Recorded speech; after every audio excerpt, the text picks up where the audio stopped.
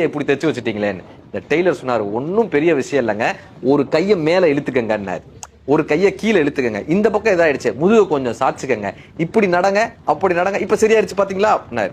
இவரும் வேற வழி இல்லாம இந்த சட்டையை தைச்சுட்டானே, நம்ம உடம்ப இதுக்கேத்தாப்புல சட்டைக்கேத்தாப்புல பொருத்திக்குவோன்னு உடம்ப கோணலா வச்சுக்கிட்டு இப்படி நடந்துகிட்டே வந்தார். எய்தாப்புல வந்தவர் கேட்டாரு, இந்த சட்டைய அந்த டெய்லர்கிட்ட தானே கொடுத்து தைச்சிங்கன்னு, எப்படிங்க கண்டுபிடிச்சிங்க? உங்களை மாதிரி குறைபட்டவருக்கு இப்படி அழகா சட்டை தைக்க அந்த டெய்லரால தான் முடியும் அப்படின்னாலாம்.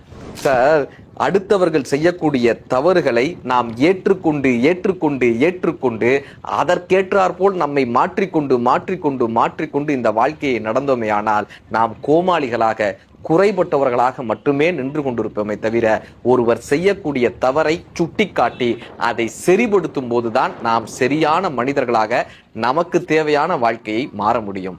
மாற்ற முடியாததை